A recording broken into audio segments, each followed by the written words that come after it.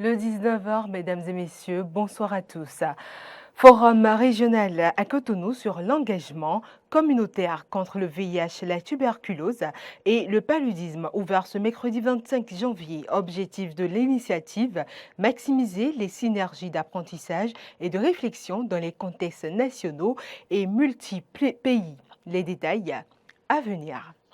Les inscriptions et dépôts physiques des dossiers pour le compte de l'examen du baccalauréat session de juin 2023 ont pris fin le vendredi 27 janvier.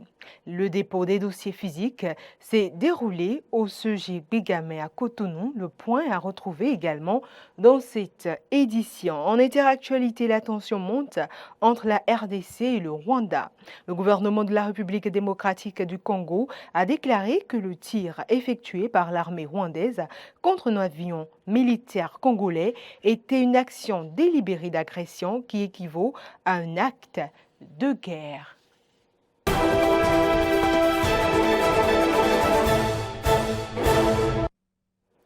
À nouveau, bonsoir à tous. Le Forum régional sur l'engagement communautaire contre le VIH, la tuberculose et le paludisme, ouvert à Cotonou mercredi, s'est achevé hier sur fond de satisfaction. Cette initiative du réseau Accès aux médicaments essentiels a connu la participation de 16 pays.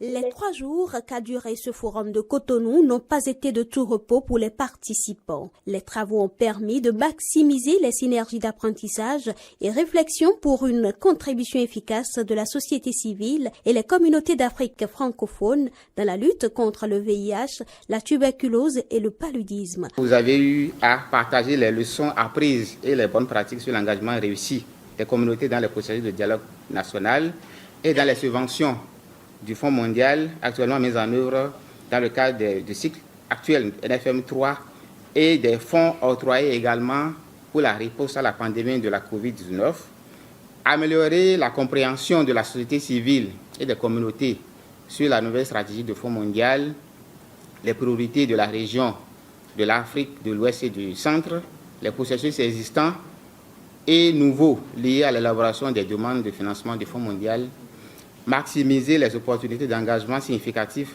de la société civile et des communautés, améliorer la coordination entre la société civile et les communautés et discuter également des questions brûlantes concernant la société civile, les communautés d'Afrique francophone. Ensuite, c'est d'élaborer des feuilles de route régionales et multi-pays conjointes qui soutiendront l'engagement de la société civile et des communautés lors de l'élaboration des demandes de financement et des processus ultérieurs. Selon la responsable senior santé publique et suivi évaluation en Afrique de l'Ouest et du Centre du Fonds mondial, le VIH n'est plus aujourd'hui une condamnation à mort, mais plutôt une maladie chronique, et ceci grâce aux différents efforts menés. Elle invite donc à plus d'organisation et d'ambition pour une lutte efficace contre le VIH, la tuberculose et le paludisme.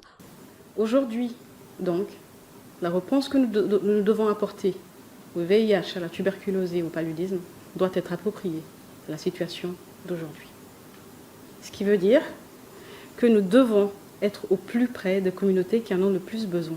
Ce qui veut dire que vous, les organisations de la société civile, devez être mieux organisées, plus stratégiques et que nous devons être plus ambitieux. Le représentant du président du conseil d'administration du réseau Accès aux médicaments essentiels RAM a quant à lui attiré l'attention des participants sur l'utilité de l'usage des documents issus de ce forum pour l'atteinte des objectifs. Je vous invite à exploiter toute la richesse de ce forum au plan documentaire et des liens créés pour améliorer la qualité de tout ce que vous aurez à faire dorénavant avec les partenaires techniques et financiers qui nous soutiennent. Le RAM, je puis vous rassurer, reste disponible pour accompagner tous ceux qui viendront vers lui. Les travaux ont été sanctionnés par un appel de la société civile et des communautés d'Afrique francophone. À l'issue du forum, quelques participants apprécient. On suit. Le forum que nous venons de terminer, c'est un forum de la sociétés civiles d'Afrique de l'Ouest et du Centre, notamment l'Afrique francophone. Et le but, c'était effectivement de travailler sur le nouveau cycle de financement du Fonds mondial. Et dans ce sens, c'était de voir comment renforcer l'implication de la société civile et veiller à ce que les programmes qui vont être mis en place mettent effectivement les communautés au centre, mettent les groupes vulnérables réellement au centre. Pour cela, il a été formulé plusieurs recommandations, notamment la prise en compte des questions de santé mentale dans les programmes, étant donné que nous travaillons dans des contextes difficiles. Et souvent, les gens sont effectivement affectés mentalement sans aucune prise en charge. Il a été aussi évoqué la question de la sécurité et de la sécurité, parce que de plus en plus, nous travaillons effectivement dans des contextes d'insécurité où effectivement la sécurité des acteurs qui travaillent ne sont pas garanties. Mais également, il a été recommandé la prise en compte des droits humains et du genre dans les programmes.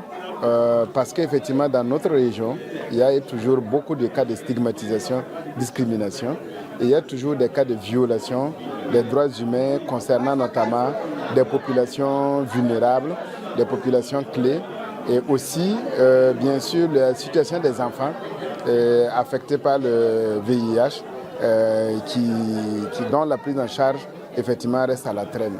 Et effectivement, il y a une déclaration de la société civile qui s'est engagée à travailler à fond sur ces thématiques-là. Pratiquement tous les invités que nous avons souhaités sont là. Tous les partenaires qui devaient nous accompagner ont été là. Et les débats ont été assez participatifs, assez instructifs et des recommandations fortes sont sorties avec cette déclaration qui a été lue à la fin. Et je pense qu'on peut dire que c'était une réussite. Le Fonds mondial en fait a élaboré une nouvelle stratégie 2023-2028 qui place les communautés et la société civile au centre de tout ce qu'on doit faire pour arriver à éliminer les 3 maladies. Et donc la première étape, c'est d'engager les communautés. Et c'est ce qu'on a fait pendant cet atelier. Je suis très satisfait. Je suis très satisfait parce qu'il y a beaucoup d'énergie ici, il y a beaucoup d'idées, il y a beaucoup de créativité. Et ce qu'on a fait avec les partenaires qui étaient là, avec les partenaires techniques, les partenaires financiers, avec les communautés, la société civile, c'est de donner des outils pour en fait que tous ces acteurs puissent porter leur voix pendant les discussions qui vont avoir lieu prochainement dans ce qu'on appelle les dialogues pays, c'est-à-dire les dialogues en fait qui ont lieu au niveau de chaque pays pour élaborer les demandes de financement qui sont envoyées au Fonds mondial chez nous. Et donc là, on a voulu quelque part équiper en fait tous ces acteurs de la société civile pour qu'ils arrivent vraiment fort au niveau de ces négociations et de ces discussions. Le message est bien passé. On le voit dans la déclaration, je ne sais pas si vous l'aurez suivi. Il y a la déclaration finale où vraiment tous les messages clés, on voit, sont passés. Et puis surtout, un des messages qui est passé, c'est qu'en fait, ensemble, on est plus fort. Nous poursuivons ce journal. La direction de l'Office du bac d'Aube a bouclé hier la réception des dossiers du bac session de juin 2023. Une équipe de la rédaction est allée dans les centres de réception de ces dossiers pour constater les clôtures. Grâce à Valibé, suivez plus tôt. Il est 11h. Nous sommes dans l'un des centres de réception des dossiers de candidature comptant pour le bac 2023, le CEG Saint-Hérita. L'affluence n'est pas encore grande.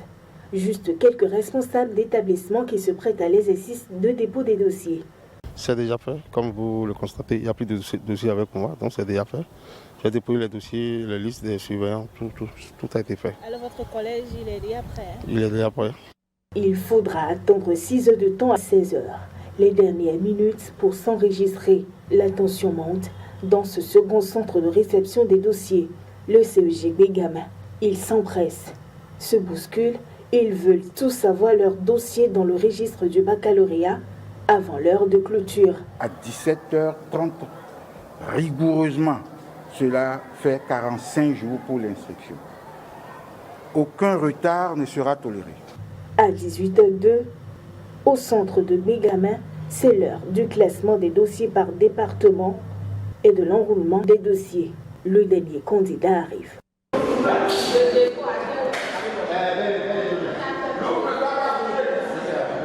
Malheureusement, son dossier ne pourra être accepté malgré la bonne volonté des agents. Le convoyage des dossiers vers la direction de l'Office du bac avait commencé.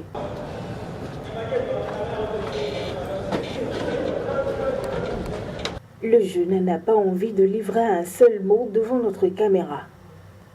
Mais la déception se lit sur son visage. Il ne pourra pas participer à la session 2023 du bac béninois. L'examen qui se tiendra du 17 au 20 juin 2023.